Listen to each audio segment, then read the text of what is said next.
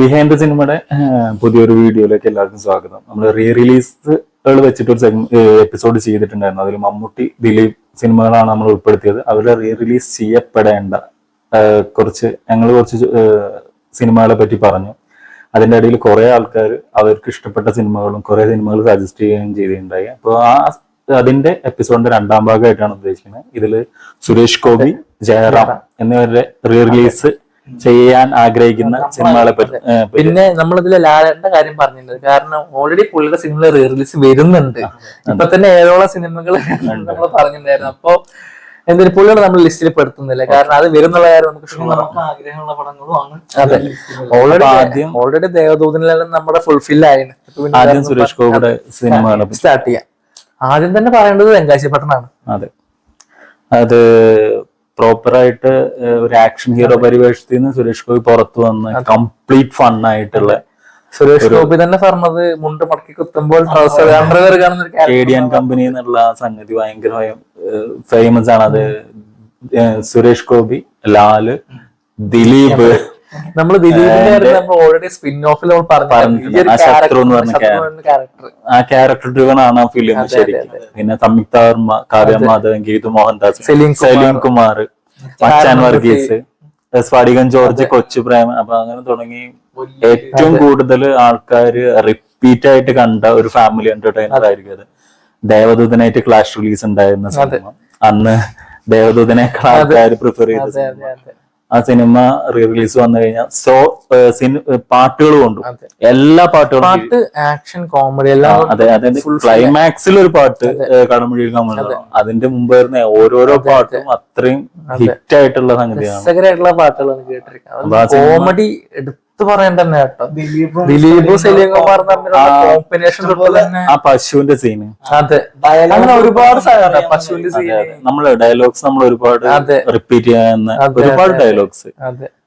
ഇതൊന്നും പറഞ്ഞ് ചിരിക്കാൻ ഇവിടെ ആരുമില്ല. മുതലൊരു പണ്ടൊക്കെ തലക്കണക്കിന് മറ്റേതുണ്ടല്ലോ, ഏത് ജാതി ജയിക്കുമ്പോൾ ചോട്ടോടക്കില്ല, ജാതി ജയിക്കാൻ പാടില്ലല്ലേ പറയുന്നത്. അങ്ങനെ കുറെ ഉണ്ട് കേട്ടോ സിനിമയില്. അത് നമ്മൾ ഇതേപോലെ തന്നെ സുരേഷ് ഗോപിയുടെ റിലീസ് ചെയ്യാൻ ആഗ്രഹിക്കുന്ന ഒരു സിനിമ. അടുത്തത് ലേലം, പവർഫുൾ കമേഴ്ഷ്യൽ സിനിമ. ജോഷി സംവിധാനം ചെയ്ത സിനിമ. രഞ്ജി പണിക്കരാണ് സ്ക്രിപ്റ്റ്. ആനക്കാട്ടിൽ ചാക്കോച്ചി എന്ന് പറഞ്ഞ ഭയങ്കരമായിട്ടുള്ള ക്യാരക്ടർ, ഒരു ഗോഡ് ഫാദർ മോഡൽ സാധനമാണ്. അതായത് അച്ഛന്റെ സ്ഥാനത്തേക്ക് മകൻ വരിക എന്നുള്ളത്. MG സോമന്റെ ലാസ്റ്റ് ഫിലിം. MG സോമന്റെ അത്രയും അടിപൊളിയായിട്ടൊരു ക്യാരക്ടർ.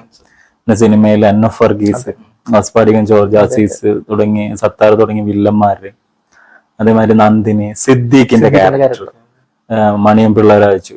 അതില് ആ സിനിമ എന്ന് പറഞ്ഞു കഴിഞ്ഞാല് അന്ന് ഇറങ്ങിയിട്ട് ജോഷിയുടെ, അതായത് ഭയങ്കരമായിട്ടുള്ള കമേഴ്ഷ്യൽ ഹിറ്റ് ആയിരുന്നു സിനിമ. അത് ഭയങ്കരമായിട്ടുള്ള കമേഴ്ഷ്യൽ ഹിറ്റ് എന്ന് പറഞ്ഞാലും പോലെ അതിലത്തെ ഡയലോഗ്സ്, അന്ന് ഈ ഓഡിയോ കാസറ്റ്സ് ശബ്ദരേഖ ഇറങ്ങിയിട്ടുണ്ട്. അത് ദി കിങ്ങിന് ശേഷം അത്രയും വിറ്റുപോയ ഒരു കാസറ്റ് ആണ് ലേലത്തിന്റെ. കാരണം അത്രയും പവർഫുൾ ഡയലോഗ്സ് അല്ലേ. അത് ഇന്റർവെൽ സീനില് സുരേഷ് ഗോപി പറഞ്ഞ ഡയലോഗ്, ആനക്കാട്ടിൽ ചാക്കോച്ചിയും തുടങ്ങിയിട്ടുണ്ട് പറയുമല്ലോ ഓരോരുത്തരായിട്ട്. ആണുങ്ങളിലാണായ അബ്കാരി എന്നുള്ള ഡയലോഗ്, നിന്റെയൊക്കെ സമയമാവുന്നുള്ള പറഞ്ഞ സംഗതി. അത് ആ സിനിമ ഭയങ്കര ആഘോഷമായിരിക്കും. അതായത് ഒരു ഫാമിലി സെന്റിമെന്റ്സോട് കൂടിയിട്ടുള്ള ഒരു ആക്ഷൻ ഫിലിമാണ്. ഇമോഷൻ സീൻസും അത്ര നമുക്ക്. അതെ അതെ അതെ അതെ, ക്ലൈമാക്സ് അതുപോലെ തന്നെ ഇനി അടുത്ത സിനിമ നോക്കുകയാണെങ്കിൽ അത് നമ്മള് ജയറാമിന്റെ സുരേഷ് ഗോപിയുടെ ലിസ്റ്റില് സെയിം ആയിട്ട് ഉൾപ്പെടുത്താനായിരിക്കും. അത് നമ്മൾ ജയറാമിന്റെയും കൂടി ആയിട്ട് പറയുന്നതാണ്. സംരംഭ നമുക്ക് മോനായി ഇല്ലാണ്ട് അങ്ങനെ പറയണം. നമ്മളെല്ലാരും പറയേണ്ടി. അത് സംരംഭത്തിലയം എന്ന് പറഞ്ഞു കഴിഞ്ഞാല് അതില് മഞ്ജു വാര്യർ, അവരുടെ പെർഫോമൻസ് ഈ ആ കോമ്പസ് കുത്തിയിട്ട് വരയുന്ന മാതിരി എല്ലാ സംഗതികളും നിൽക്കുന്നത്. ഇപ്പൊ മോഹൻലാലിന്റെ ക്യാരക്ടർ ഉൾപ്പെടെ. പക്ഷെ അതില് അത്രയും ഡാർലിംഗ് ആയിട്ടുള്ള ക്യാരക്ടർ ഡെന്നീസിന്റെ, അത്രയും നിഷ്കളങ്കനായിട്ടുള്ള, അത്രയും നല്ലവനായിട്ടുള്ള. ഇപ്പൊ രവിശങ്കറിന്റെ കാര്യം പറയും കൂടെ, ജയറാമിനൊക്കെ ഒരുപാട് തരികിടകൾ ഉള്ള ആളാണ്. പക്ഷെ ഇയാൾ അത്രയും പ്യുവർ, അത്രയും ഇമോഷൻസ് അത്രയും ഇതായിട്ടുള്ള. അപ്പൊ ആ സംരംഭത്തിലെ പിന്നെ എല്ലാവരുടെ ലിസ്റ്റിലുള്ള നമുക്ക് ഏകദേശം കൺഫേം ആയിട്ടുള്ള ഒരു റിലീസും കൂടിയാണ് അത്. അത് വന്നതിന്റെ പാട്ടുകള് വിദ്യാസാഗർ എല്ലാ പിന്നെ ആ സിനിമയിലത്തെ കോമഡി സീൻസ് കലാഭവമണി ഉൾപ്പെടെ മോനായി എന്നുള്ള ക്യാരക്ടർ ഉണ്ട്. അപ്പൊ അത് ഭയങ്കരമായിരിക്കും റീ റിലീസ് ആയിട്ട് വന്നത്. അത് നമ്മുടെ പുതുക്കോട്ടയില് പുതുമണവാള് നമ്മുടെ ജയറാമിന്റേതായിട്ട് ഇപ്പൊ റീ റിലീസ് പറയുമ്പോ നമ്മള് ജയറാമിന്റെ റിപ്പീറ്റ് വാല്യൂ ഉള്ള ഒരുപാട് ഫിലിംസ് ഉണ്ട്. അതിൽ നമ്മൾ തന്നെ നമ്മുടെ മേലെപ്പറമ്പിലാണ് വീട്, സൂപ്പർമാൻ, കഥാനായകൻ പോലുള്ള സിനിമകൾ നമ്മൾ ആലോചിച്ച്, കൊട്ടാരം വീട്ടിലപ്പൂട്ടൻ, അതിന് ഒരെണ്ണം സെലക്ട് ചെയ്യാൻ കാരണം എന്ന് വെച്ച് കഴിഞ്ഞാൽ ഇത് ഭയങ്കരമാണത്. ഇത്ര ആൾക്കാർക്ക് ഡയലോഗ്സ് കാണാപ്പാടായിട്ടുള്ള ഒരു സിനിമ, ഈ ഗാനഭൂഷണ കൊച്ചിൻ പ്രദേശം സാധനം, അതില് ജയറാമും പ്രേംകുമാറും തമ്മിലുള്ള ഒരു കോംബോ അത് അൺലിമിറ്റഡ് ഫണ്ണാണ്. അത് അതേമാതിരി നമ്മുടെ ഇന്നസെന്റിന്റെ ആക്ഷൻ ഉണ്ടല്ലോ, അതായത് ജയറാമ കഞ്ഞെടുക്കുന്ന അത് തൊട്ടിട്ട് ഇന്നസെന്റിന്റെ ഇത്, അതേമാതിരി വെട്ടുകിളി പ്രകാശൻ, പിന്നെ ജഗതി, അതേമാതിരി Janardhan, George, captain Raju, Kunchan karate master, നമ്മൾ ഓരോ കളരി മാസ്റ്റർ കടന്നു വെട്ടി നമുക്കൊരു വെട്ടടാ വെട്ട്. അതായത് നമ്മൾ ഓരോ വട്ടം കാണുന്നതോറും നമുക്ക് ഓരോ പുതിയ സാധനങ്ങൾ. ഇപ്പൊ ലാസ്റ്റ് കണ്ടപ്പോ നമ്മൾ ആ കുഞ്ചൻ ചിരിക്കുമ്പോ തന്നെ കരാട്ടെ ആക്ഷൻസ് കാണിച്ചിട്ടുണ്ട്.